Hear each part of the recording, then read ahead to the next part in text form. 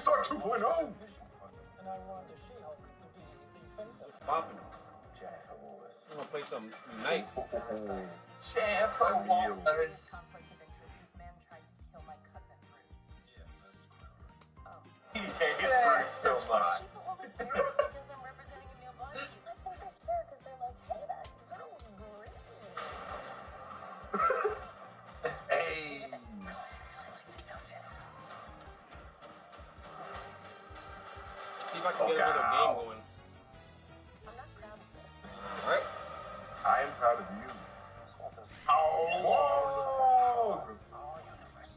what is The king. this? I am a lawyer. Who just takes my book? Book of Ashanti. No. The book of the shit. The Book of Constitution. Whether you like it or not, you're now a superhero. Let's do this. This person better carry us. You know that friend you had in high school? He was way cooler than you were, attractive. He's got all the attention from everyone. I was that friend. Just, Hey.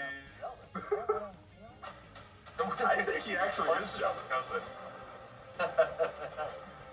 Frogman.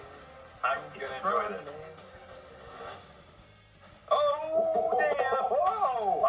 It's the man Let's himself.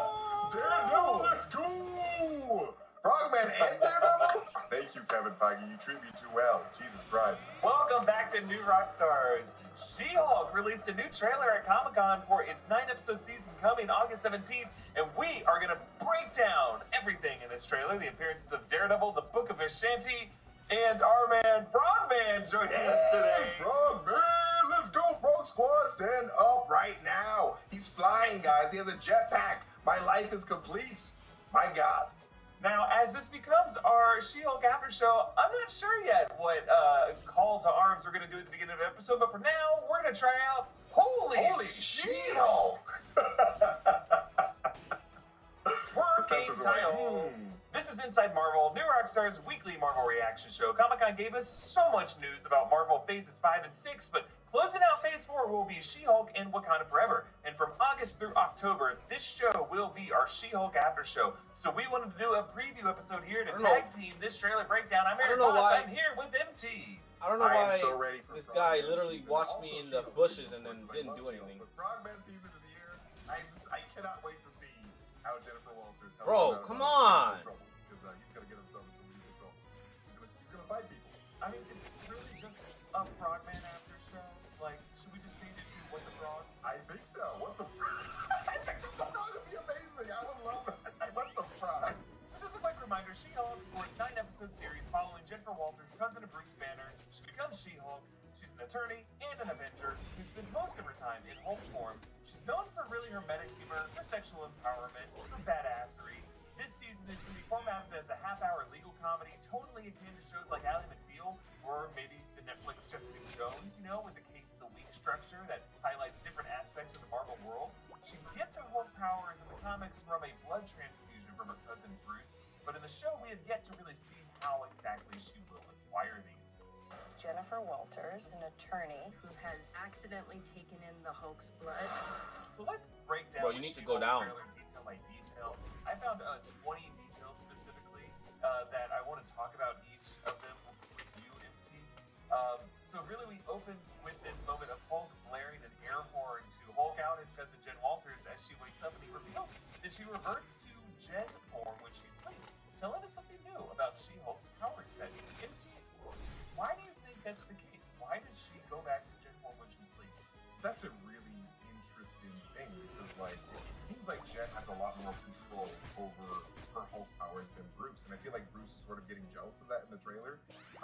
But like, it seems that, you know, rather with Bruce, like, his alter ego is just like takes control whenever he wants to, sort of, and he has to struggle with that. But with her, it seems more like a choice. It's like a conscious decision. All right, if I'm awake, I'm going to choose to become the green version of myself because I like this better than you, but better than like my regular version. So I think it's just more control over her, over that other side of herself than Bruce.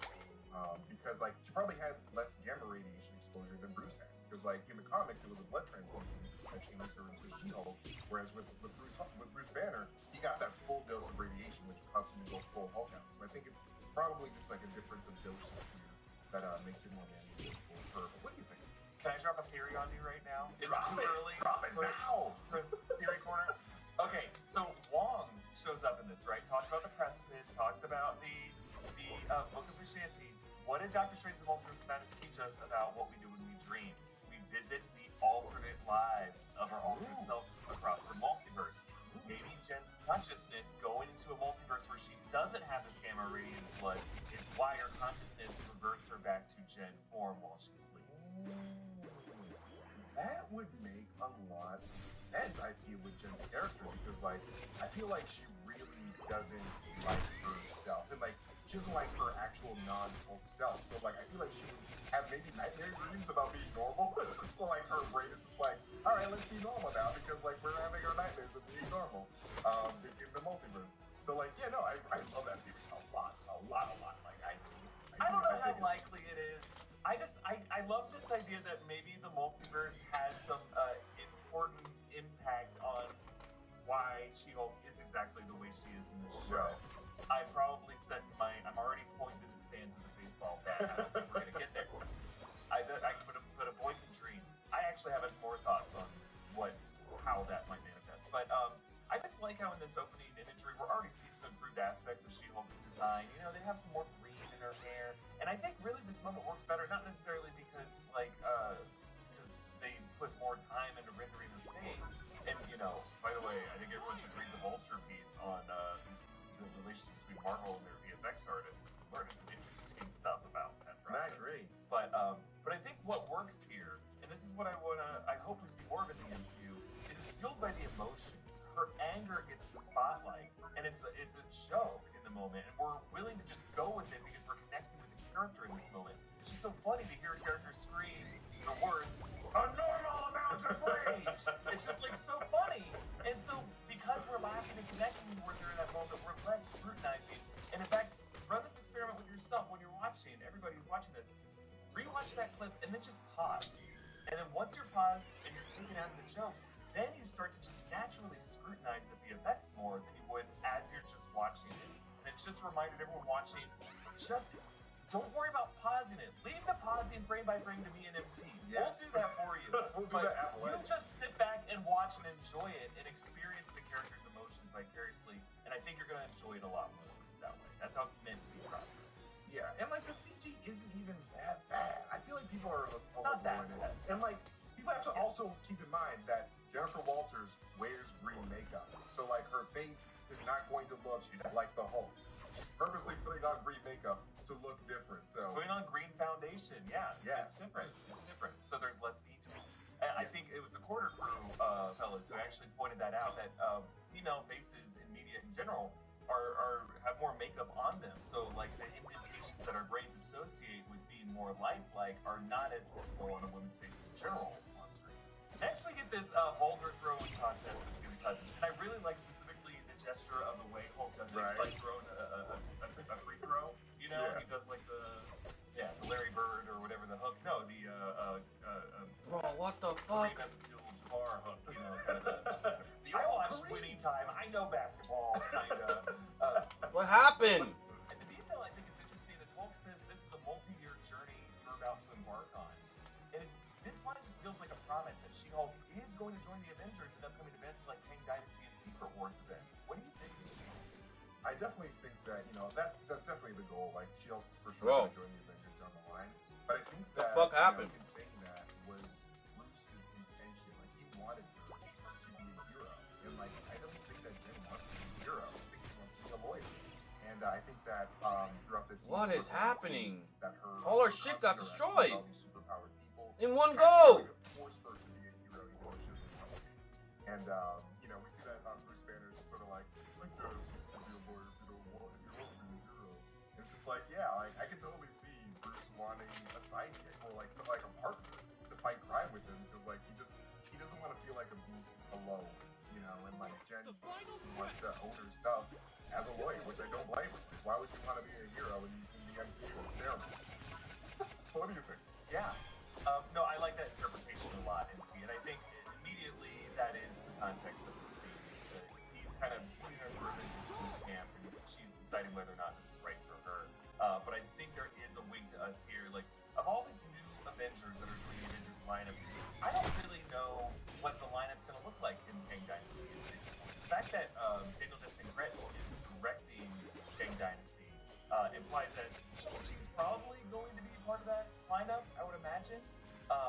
But is Kamala Khan gonna play with them, or is she gonna be playing with the Young Avengers? Is Anthony Mackie, Captain America, going to be part of that lineup? Probably. Is Bucky gonna be part of it? Like, who is going to make up the Avengers, and are we going to like them as much as we did in the Saga Avengers?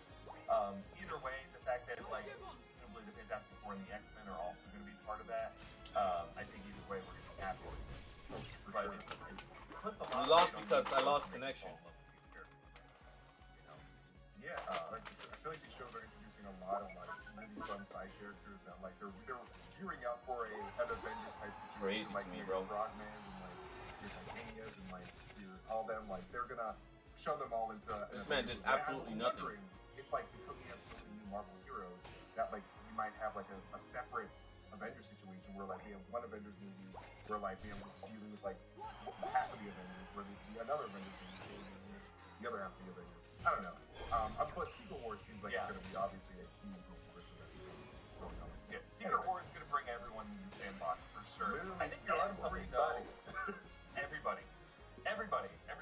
Yeah. I think I love this idea that maybe with the adults have to go fight Kang, in the time stream, you might have the young Avengers left on Earth having to deal with something else. Right. And like Kate Bishop could lead that, you know. Yeah, I really want to see that scenario. You just want to see anything with Kate Bishop. Yeah, I anyway, mean, I'm biased. I know, I'm biased. I love me some Kate Bishop, but like, I do want to see like the young Avengers or like the West Coast Avengers really grow into their own and have their own conflict that they have to fight and prove themselves. Like, yeah, we're just as good as like the old heads. Like, we can do this. Yeah, for sure. Let's move on to the third detail. We actually pointed this out in the first trailer. Bruce tries to provoke Jen's power by putting her in this torture chamber with buzzsaws that are labeled with Anyways, Stark whatever. Industries.